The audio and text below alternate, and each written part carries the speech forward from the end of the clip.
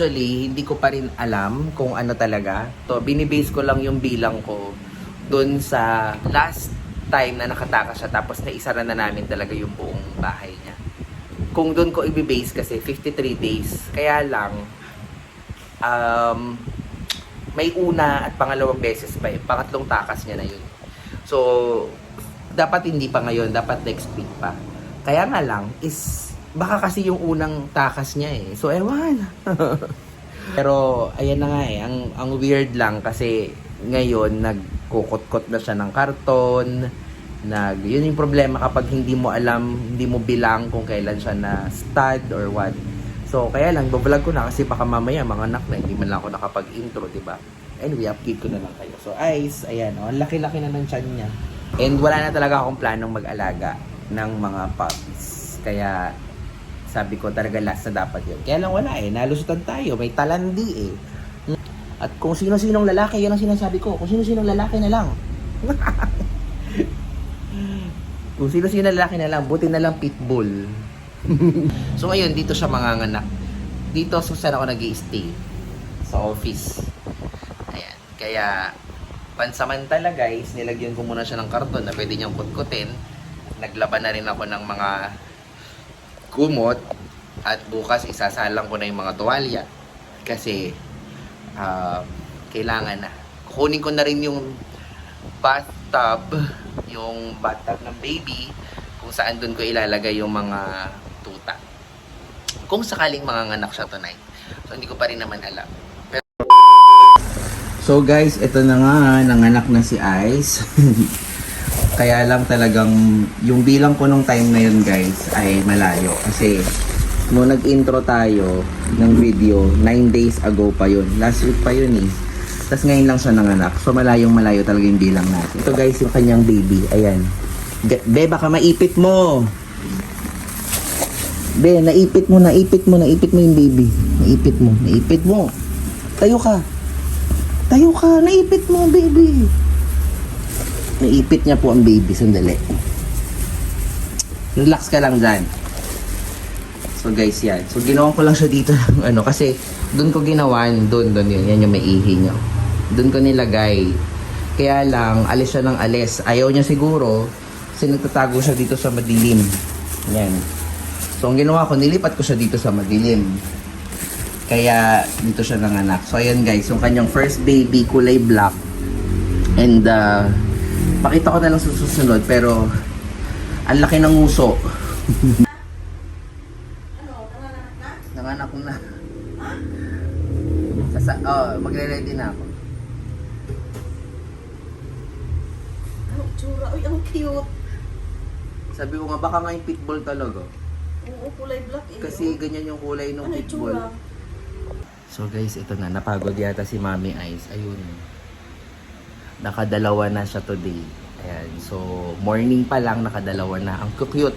Mamaya ko na ipapakita sa inyo kasi ano tawag dito? Ano pa siya? Dumededi pa. Later, makikita yung cute talaga. Pitski. So guys, as you can see, dalawa na po yung ating baby. Ayun. Confirm po na pitbull talaga. Guys, wala nang duda. Confirm na ang nakabuntis kay Ice ay ang pitbull ng kapitbahay namin. Kitang-kita ang feature ng mga pitbull sa kanila. Parang mas pitbull pa nga kaysa husky. So ayan guys, as you can see, very healthy, ang lalakas dumede, masel. Sige, malaman mamaya kung meron pa kasi parang may nakakapapa ako. And guys, first time din na umaga si Ice nanganak. Lagi yung gabing-gabi or madaling araw. First time na umaga. Thank you Ice kasi hindi niya ako pinuyat. Kasi sabi ko sa kanya, Ice, ang problema ko, pupuyatin mo ko. May work ako sa gabi, tapos gusto ko matulog.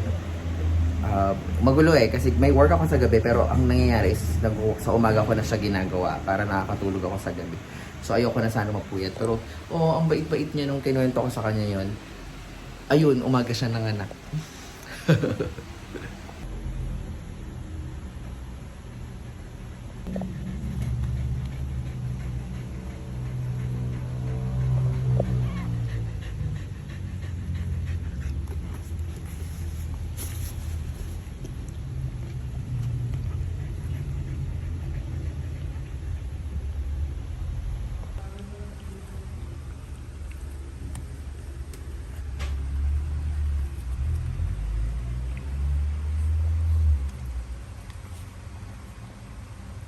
So guys, lumabas na yung pangatlo. Ito na po siya.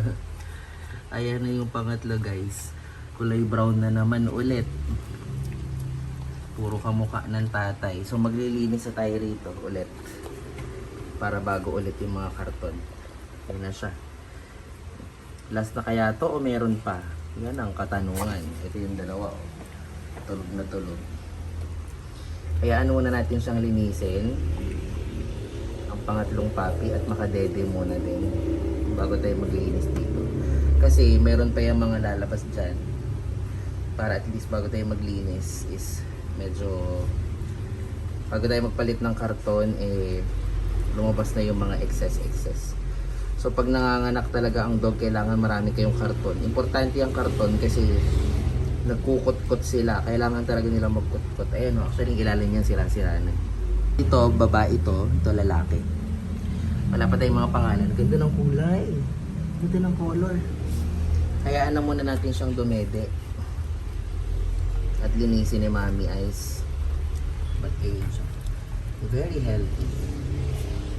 Very healthy puppy. Ayun. Ayan, ang taba. Hala, sige, ang taba. So guys, girl po siya, girl. And tignan nyo ang muka. Grabe, pitbull na pitbull guys ang muka. Ang mga muka nila kakaiba. Hindi kagaya ng dati niya mga anak. Ito talaga ang lalapad na muka o pitbull. Pitbull na pitbull po ito. Oh, grabe naman. Oh.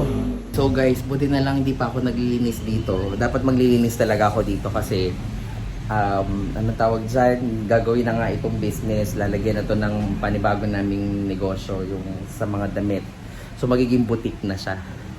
So wala akong place sa baba kasi talagang magulo pa doon. Buti na lang hindi pa rin inaayos kasi iniisip ko kung sakaling nanganak to, saan namin to ilalagay, di ba? Kaya ayan, nandito muna kami ngayon sa aking munting office na magiging boutique. Dito muna siya nanganak. So ito naglagay muna ako ng temporary na higaan ko dito para lang mababantayan ko sila. Sabi ko, pag normally mga ano lang naman yan, 2 weeks.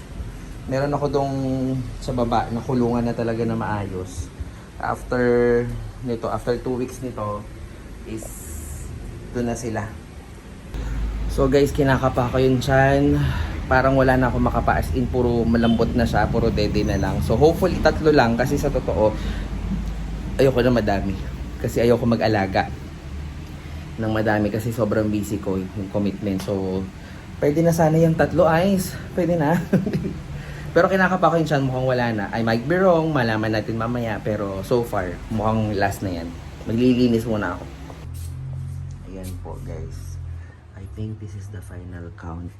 3 sila. Isang girl. Ay, hindi pala. Isang boy.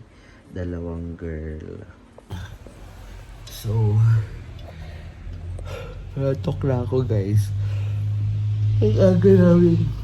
Naaga kong gumising kasi nga maaga nagsisigaw si Ice. So, wala tayong choice. Kaya, maaga tayo nagtrabaho. Tapos, wala pang jumuti. Kaya jumuti pa ako sa resto. Tapos, wala akong chance na magpahinga kasi Monday ngayon. Anyway, thank you so much for watching. Bye. Subscribe kayo.